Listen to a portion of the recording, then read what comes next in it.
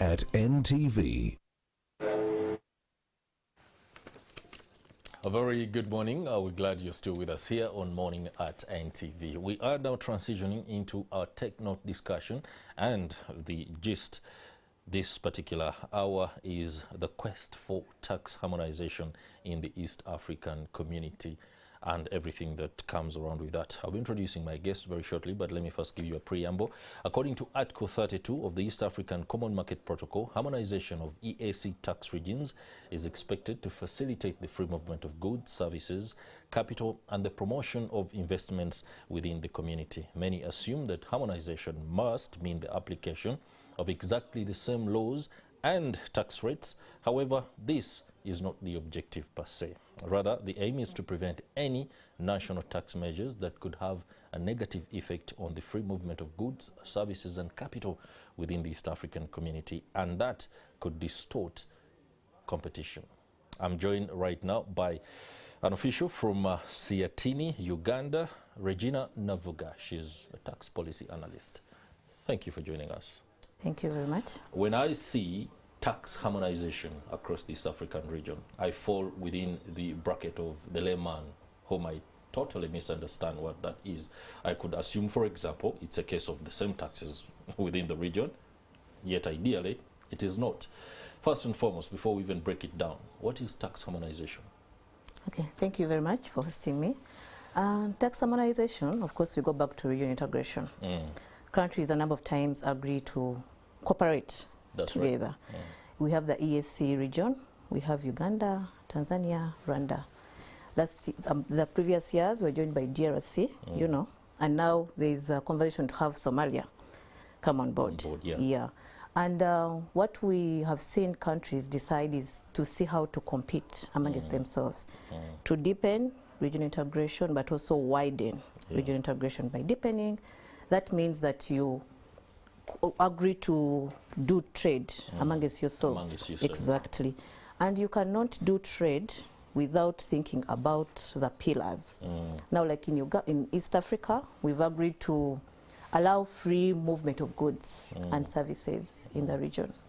Free movement of persons. You know, with time, you're going to have a common currency, political federation.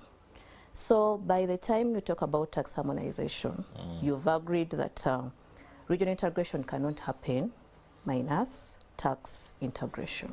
You know, Burundi cannot start imposing higher domestic taxes, compared to Kenya. So you want to allow goods to move freely, and you don't want to have a situation of double taxation. That Kenya is charging higher rates compared to Uganda, or South Sudan is charging higher rates compared to Burundi. So it's allow that free movement of goods and services. Okay. Yeah.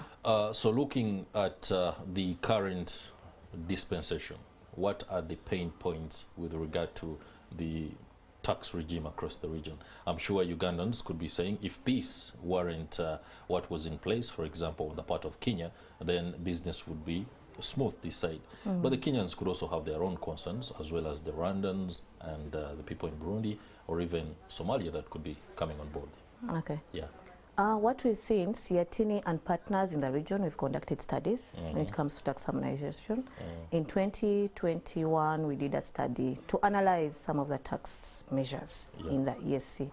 We found out that largely the tax structure, you know, we've agreed that we'll have direct taxes, indirect taxes, among others. But however, the devil is in the detail, a number of times. Despite the fact that there are tax laws that have been put in place, you find that, I'll give an example, maybe like the capital gains tax in the region. Is a very controversial one. Exactly, and you know the pronouncements this year to amend or to abolish. In Uganda, currently, because the amendment did not go through, That is right. in Uganda, it's at 30%. Our counterparts in Kenya, it's at 5%. That's a huge difference. Exactly. So you see that those distortions bring about unfair competition. The issues around tax incentives and exemptions. It's a big debate, you know. We believe that if countries within the region don't come up with a harmonized policy, you know, not even a policy, just a policy, but implement. Exactly. There are policies that have been put in place, agreed upon at the EAC level. But up to date, from 2011 up to date, they've not been adopted and they've not been implemented. That is a step back towards harmonization. And I think one of the challenges we also see when it comes to tax harmonization is countries are all sovereign in nature. The what? They're sovereign, like they are. Sovereign. Exactly. Acts as an entity. Exactly. Though you agree to work together, at the back of your mind, you at the know. end of the day, when everyone goes back home, they should work within their own interests. Exactly. Once you see that maybe you can agree to have a resolution, the Council of Directives have been discussed. But there are certain countries in the region, for purposes of regional integration, I will not mention some of them in the spirit. There are countries that up to now, they've not signed, you know, the laws, that the policies that we've agreed upon as a region. And we believe that because EAC countries agree, it's a consensus, you know, it's a double-edged sword in two ways. Positive, that if you're still thinking about it as Uganda, if a measure has been agreed upon and you go back and think about it, we have to move as a region. It works for you. But it's negative in such a way that you can delay the other partners because you're still thinking, you're taking long, you're thinking and thinking forever. Looking at the rollout of budgets for the next financial year, Uganda, Kenya and Tanzania read budgets on the same day. Finance Minister Kasaija here, Honorable Njuguna Ndungu in Kenya, and then Mwigulu Nchemba in Tanzania, all were able to explicitly explain the fact that domestic resource mobilization is going to be critical in the next financial year. But this has had challenges across the region. For Kenya, William Ruto, the new president, finds himself in a particular spot of bother because he's raiding the pay slip for the average worker. Here in Uganda, we have a set of taxes that are controversial and yet to be agreed upon, but the agenda for Uganda Revenue Authority is to at least ensure that we have more revenue. So that means come up with new taxes. Though some players are saying that is not the strategy. Do not bring new taxes in order to raise revenue, but rather expand the existing space and be able to make us enough money as you need in order to meet our demands for the budget. What are your takeaways as an organization from the budgets that were read across the region? I think for us as Siatini, we note that there is no budget that is reducing.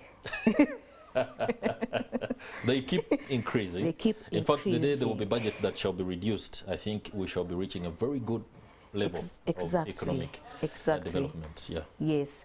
And the justification most of them are giving is that we've been battered by the impact of COVID.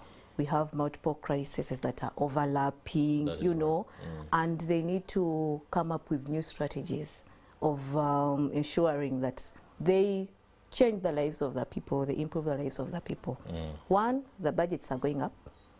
Debt is still a constant. Not a constant, but it's also on the agenda, it's increasing. That's right. Our debt is coming unsustainable, right? Yet, on the flip side, the revenues are not increasing. So when you compare the expenditure as well as the revenue, that means the easier way out is either to borrow, and that is not good for us, you know, because even in the future, our children, and then posture about the fact that you're borrowing. You borrow to pay the debts, which is not good. Interesting. Exactly. And the other thing that we are also seeing is that there are measures to see to it that the countries in the region work together. The fact that they've agreed to read the budgets on the same day, exactly. Because what happens at the EAC level, yes, it has already been agreed upon. they've decided that they will be reading the budgets, have the same theme. They always have a common theme at the EAC, so that different countries then go back and see how to link the different themes to that. However, we want to see that citizens in all these processes, citizens appreciate the budgets, you know, that it's not only read for the interests of a few, but at the end of the day, they see a number of opportunities for them to engage. Now for Uganda, I think we are lucky. Sometimes we move faster. Is that a citizen... We are more enthusiastic about this whole East African integration thing. Yes. And we see that a citizen in Uganda, in our context, does not mean only Uganda. It means a Kenyan, a Tanzania, anyone in the EAC region. However, our counterparts, it's not the same. Exactly. So the challenge is, how do we embrace, move faster? How do we harmonize faster in the region, and also feel the advantages that come with regional integration? Maybe that posture by our neighbors could be a political one, and that is a debate for another day. Talking about the tax regimes, I would like to still go to Kenya and look at Dr. William Ruto's rollout. He seems to be adopting progressive taxation, where, well, people should be able to pay tax in relation to what they earn. Here in Uganda, the debate has been on. Many local investors see that they are never favored. They don't even receive any tax incentives, even waivers. Yet investors who come from outside receive many of these, you know, pegs. I do not know whether it's actually a strategy that works well, or the cries of the SMEs is a case of the proverbial hen crying to the eagle. I think for Uganda, that has been, the debate has been on, and we've been at the forefront of challenging government to come up with policies that favor the locals, exactly. Ensuring that we end harmful tax incentives and exemptions, especially to the multinationals, because for them, they will come and invest. When the period has ended, 5 years, they pack up and go or come back dressed in another form, you know. And yet our local investors, you know, they are giving jobs, they are developing the countries. We are lucky and appreciate Minister of Finance for coming up with a tax expenditure governance framework. It was launched last year. And we believe that this will take off if it's implemented well. Because now they've come up with the sunset clauses that the tax incentives should not be open-ended. There are a number of criteria to ensure that people will be benefiting local investors. But our call to government is to ensure that our local investors are also take a share of benefit, and it should, in the long run, come up with a cost-benefit analysis. If it's not working, why give them out? You know, they need to rethink. Yeah, we are certainly going to be overshooting, and I don't want the producer to be on my case. In a minute, tomorrow we have the post-budget dialogue on tax and date. Siatin is part of it. Just in a minute, what is your input? Under the auspices of the National Budget Math Partners, this is an initiative by Minister of Finance, among others, including Siatini, where they've come out to ensure that citizens understand the budget. Today, URA is going to be speaking to citizens about the tax measures in Uganda. So we want to step it up and say, in the EAC region, what are our counterparts doing? In Kenya, in Tanzania, in Rwanda, what are the tax measures? What are the debt levels? Are they sustainable? And we want to provide a platform to see to it that we dialogue. It's not that we have all the answers. That's why we are calling out to the public to listen in, tune in to NTV and other social media platforms. All right, there you have it. Regina Navuga, tax policy analyst at Siatini, Uganda, making that clarion